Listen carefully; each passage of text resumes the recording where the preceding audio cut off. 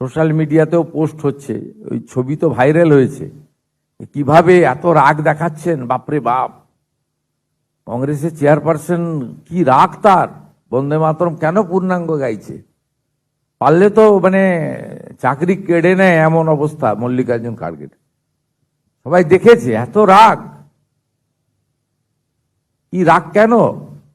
দশপ্রহরণ ধারিনি, মা দুর্গার কথা বলা আছে বলে, তোমারই প্রতিমা গড়ি মন্দিরে মন্দিরে, এগুলো বলা আছে বলে,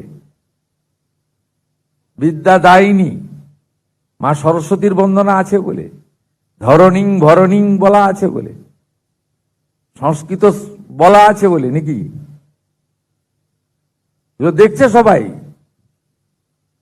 সবাই দেখছে, লুকানোর কিছু নেই। রিয়াকশন তো হবেই। ওনারা পরিবারের কথা মেনে নিয়ে ক্ষমা চেয়ে নেওয়া উচিত, বাড়তে না দেওয়া উচিত। Thank you sir. এক মিনিট বাবু, নাকাশিপাড়া পরে আশিসবাবুটা শেষ করে আশিসবাবু সম্পর্কে একটু বাংলায় বলুন। আর সঙ্গে আমি একটু অ্যাড করতে চাই, সেটা হচ্ছে যে উনি একটা নোট রেখে গেছেন, সেখানে উনি বলেছেন যে দুর্নীতি মামলায় দেখেছে তো আপনারা, দুর্নীতি মামলা ডাকাডাকি করছেন, তো ওটাতে উনি জড়িত ছিলেন না, ক্ষমতা ছিল না ওনার। দ্বিতীয়ত একটা পরামর্শ দিয়ে গেছেন যে পরিবারের কেউ যেন রাজনীতিতে না আসে। এই ব্যাপারটাকে কিভাবে দেখছেন? দেখুন, প্রথমত মুখ্যমন্ত্রী পুলিশ মন্ত্রী, এই সুইসাইড নোটটা ফরেন্সিকে যাবে, এইটা অ্যাকচুয়াল তার হাতের অক্ষর কিনা এসব পরীক্ষা নিরীক্ষা করবে। তা আমি একজন বিরোধী নেতা বা পলিটিক্যাল পার্সন হিসেবে অনেক কথা বলতে পারতাম, কিন্তু এখন ওই সুইসাইড নোটের উপরে আমার মন্তব্য করা মনে হয় ঠিক হবে না। পুলিশ এটা ফরেন্সিকে পাঠাবে, ওনার হস্তাক্ষর প্রমাণ হবে, তারপরে পুলিশ মন্ত্রীর বলা উচিত। পুলিশ মন্ত্রীর একটু দায়িত্ব বেশি, দায়িত্বশীল হওয়া উচিত। কিন্তু সামগ্রিকভাবে আমি যেটা হিন্দিতে বললাম সেটা বাংলাতে বলে দিতে পারি।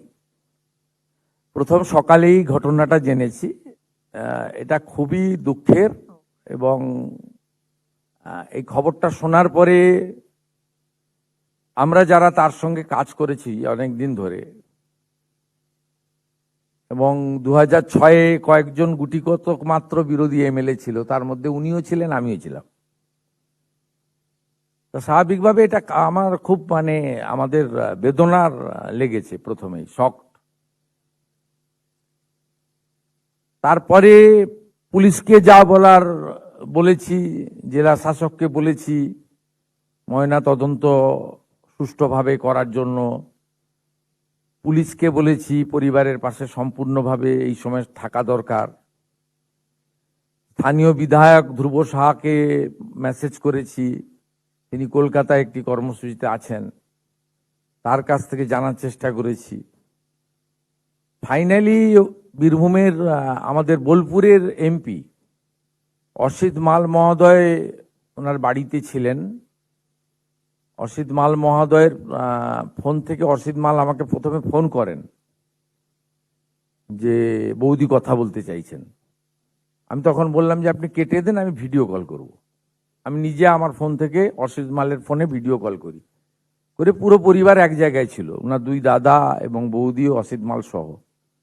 সেখানে আমি তাদের প্রতি সমবেদনা জানিয়েছি, পাশে থাকার অঙ্গীকার দিয়েছি, এবং ওরা শোক সামলে নিক। সামলে নেওয়াটা খুব কঠিন।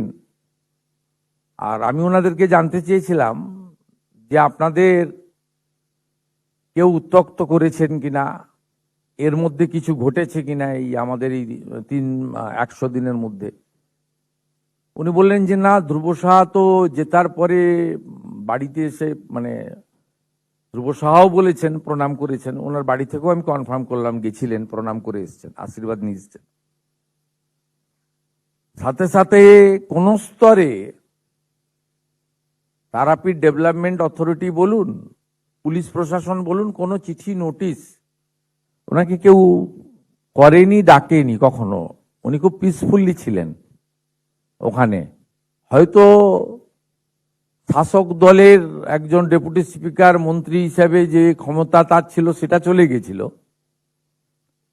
কিন্তু স্বাভাবিক জীবনযাপন ওখানে উনি করতেন, সবার সঙ্গে মিশতেন। বাড়ির লোক তো বলছে আমাদের সঙ্গে তো সবার সম্পর্ক ভালো, বিজেপির লোকজন তো অধিকাংশই ওনার ছাত্র, আমার ছাত্র, ওনার দাদারাও শিক্ষক সম্ভবত।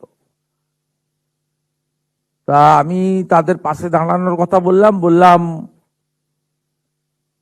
যে পুলিশকে একটু সহযোগিতা করুন। আমি ডিজিপি এবং এসপি বীরভূমকে নির্দেশ দিয়েছি মোবাইল ফোনগুলো যেগুলো উনি ইউজ করতেন সেগুলো যদি পুলিশকে দেন, পুলিশ তদন্ত করে দেখবে যে দুর্নীতিগ্রস্ত কোনো লোকজন উনাকে ভয় দেখিয়েছে কিনা, যে আপনার নাম বলে দেবো, আমরা অমুক করে দেবো।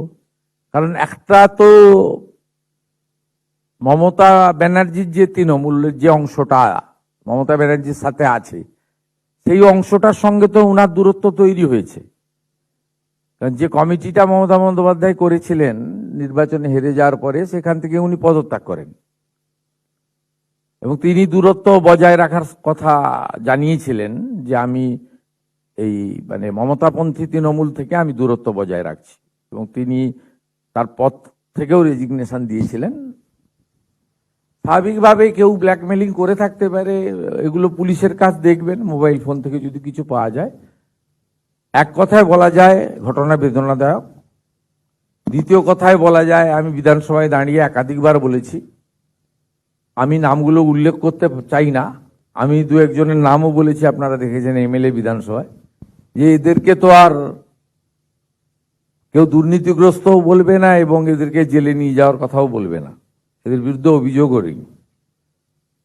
তার ঠিক একইভাবে আশিস বন্দ্যোপাধ্যায়ের ক্ষেত্রে বলা যেতে পারে একজন শিক্ষাবিদ, সজ্জন রাজনীতিবিদ। তার ফলোয়ার্সদের মধ্যে অনেক বিতর্ক আছে, যেমন রামপুরহাটের বকটুইর ইনসিডেন্ট নিয়ে। ওখানে কারণ সবটা তো ওনাদের নিয়ন্ত্রণে ছিল না, কারণ তৃণমূল কংগ্রেসে তো সবাই জানেন যে সকলে ছিলেন ল্যাম্প পোস্ট, একটাই পোস্ট। তাই উনার সহযোগীরা বা উনি যাদের নিয়ে রামপুরহাটে রাজনীতি করতেন তাদেরকে তো সার্টিফিকেট আমি দিতে পারবো না।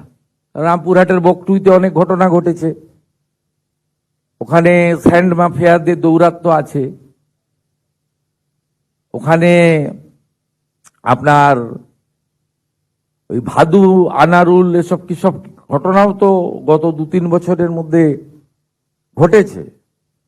কিন্তু ব্যক্তিগতভাবে একজন শিক্ষাবিদ, সজ্জন, সৎ মানুষ, তার এভাবে চলে যাওয়া এবং কোনো কারণ ছাড়াই, কারণ মিনস এই জন্য বলবো, বিজেপি প্রার্থী জিতে 5 বারের এমএলএ কে হারানোর পর বাড়ি গিয়ে প্রণাম করেছে।